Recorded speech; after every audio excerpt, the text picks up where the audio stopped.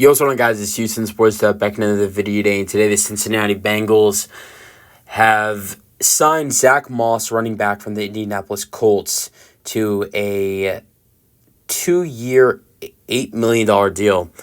And I gotta say, as a Texans fan, I am so grateful to the Cincinnati Bengals that they decided to make this decision. Because originally, when we saw this happened last night. Originally, when we saw Zack Moss get signed to the Bengals, it was the original news was Zack Moss is going to the Bengals, 2-year, $8 million deal.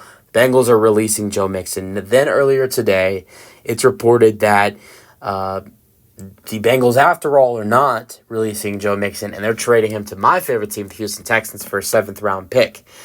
And, honestly, I thank the Bengals for deciding to sign Zack Moss and cut Joe Mixon. And I'll tell you guys why. Because the Texans just missed out on a crap ton of opportunities to pick up a running back in free agency. Everybody knows how many running backs came off the board so quick. Saquon Barkley, Josh Jacobs. The first signing in free agency, for Christ's sake, was DeAndre Swift going to the Bears.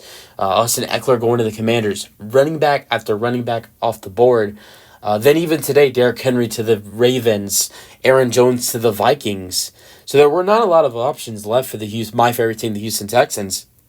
And really, to be quite honest, the best running back available after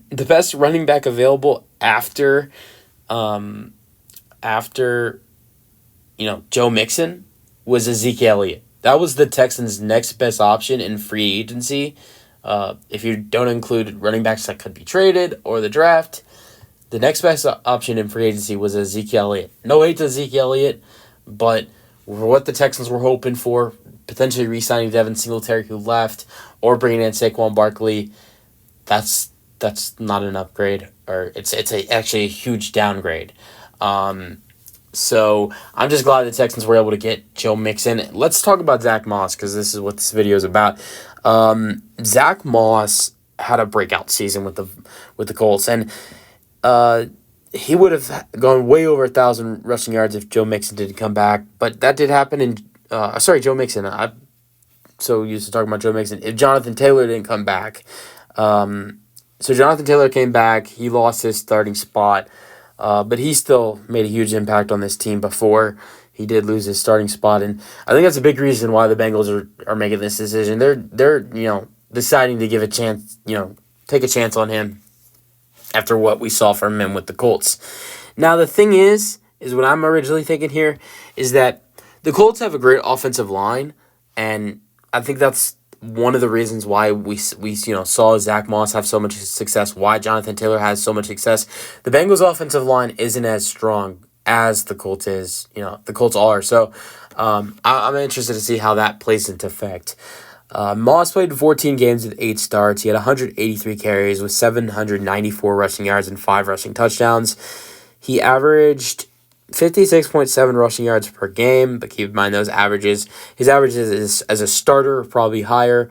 Don't have those numbers, though. And the average per carry was 4.3. He also had 27 receptions for 192 receiving yards and 2 touchdowns. So, yeah. Let me know your thoughts on the signing for the Cincinnati Bengals in the comment section. I'm really intrigued to see how this turns out for the Bengals. I feel like this is maybe a move that they might regret, but I hope it isn't. Because I really like the Bengals, and when Joey B is healthy, I really think that they pose as the biggest threat to the Kansas City Chiefs. Maybe my Texans will start to rise now that they've made some bigger moves, and their younger players will develop. Like, for instance, adding a former Bengal like Joe Mixon will probably help, and then signing Danielle Hunter from the Vikings, and some of the other moves they're making, also C.J. Stroud and Tank Dell, getting older and developing. So I'm hoping my Texans can become a threat to the Kansas City Chiefs, but I know we all want the Kansas City Chiefs to stop. If you're not a Kansas City Chiefs fan and you're not a Swiftie, you want the Chiefs to be stopped. And if you don't, I don't know what's wrong with you. So I like the Bengals because I've always liked the Bengals. Number one, I love Burrow, and also the fact is that I think as of right now, until my my Houston Texans can prove it. I think they're the only team that can stop the Kansas City Chiefs. Besides the New England Patriots when they had Tom Brady, they are the only team, or the Buccaneers when they had Brady. I'm just going to say, besides Brady or the Bengals, no one has been able to stop Patrick Mahomes. So they pose as the biggest threat to the Kansas City Chiefs. So I wish the best for Zack Moss, and I wish the best for them.